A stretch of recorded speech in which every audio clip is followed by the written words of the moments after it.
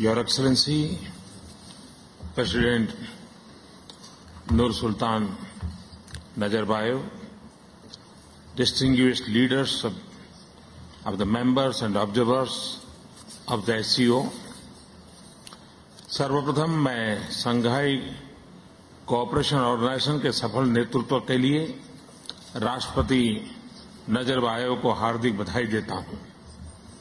हमारे आतिथ्य सत्कार के लिए तथा कॉन्फ्रेंस के एक्सीलेंट ऑर्गेनाइजेशन के लिए भी मैं राष्ट्रपति नजरबायेव का अभिनंदन करता हूं। क्षेत्रीय तथा वैश्विक परिप्रेक्ष्य में संघाई कोऑपरेशन ऑर्गेनाइजेशन शांति तथा सुरक्षा का एक मुख्य स्तंभ है।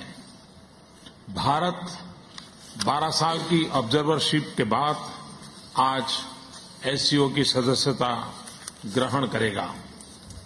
हमारी सदस्यता के समर्थन के लिए मैं एससीओ के सभी देशों का हार्दिक आभार प्रकट करता हूं।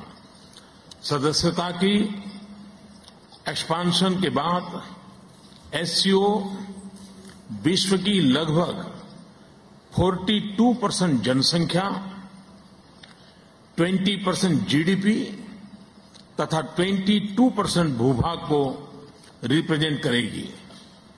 अतः एससीओ की प्रगति विश्व के विशाल जनमानस तथा भूभाग की उन्नति के लिए है। यह सही है कि सदस्यता हमें आज मिल रही है, किंतु आप सभी देशों के साथ हमारे संबंध ऐतिहासिक है। परस्पर विश्वास तथा सद्भावना हमारे राजनैतिक तथा आर्थिक सहयोग की मुख्य आधारशिला है। एससीओ देशों में हमारी सहभागिता के कई आयाम हैं।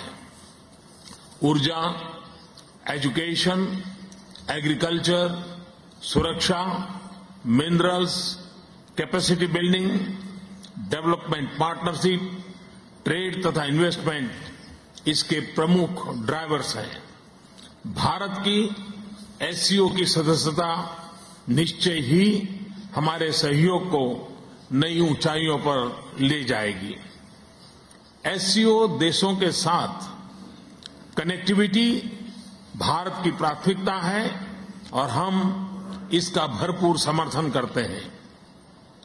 हम चाहते हैं कि कनेक्टिविटी हमारे देशों की भावी पीढ़ियों तथा समाजों के बीच सहयोग तथा विश्वास का मार्ग प्रशस्त करे।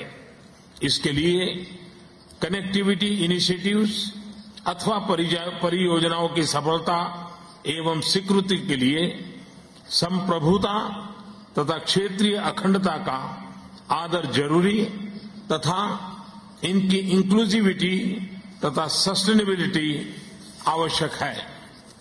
अंतर्राष्ट्रीय नॉर्थ साउथ ट्रांसपोर्ट कॉरिडोर तथा चाहबार एग्रीमेंट से हमारा जुड़ना और अशकाबाद एग्रीमेंट को ज्वाइन करने का हमारा निर्णय भारत को इस क्षेत्र से और अधिक घनिष्ठ रूप से जोड़ेगा।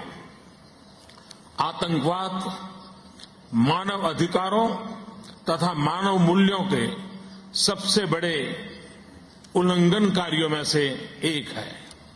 अतः आतंकवाद तथा अतिवाद के खिलाफ संघर्ष एससीओ के सहयोग का अहम भाग है।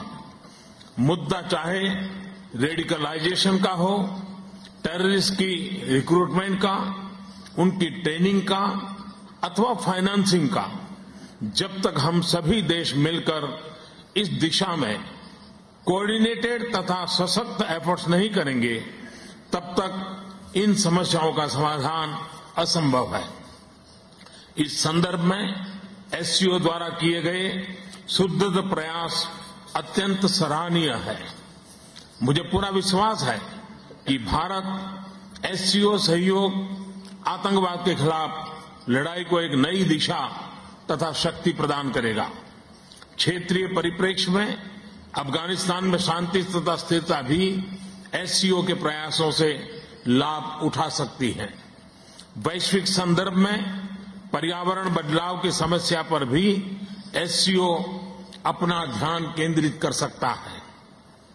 इस संदर्भ में अस्ताना एक्सपो 2017 में फ्यूचर एनर्जी को थीम चुने जाने पर मैं कजाकिस्तान को और राष्ट्रपति जी को हृदय से अभिनंदन देता हूं।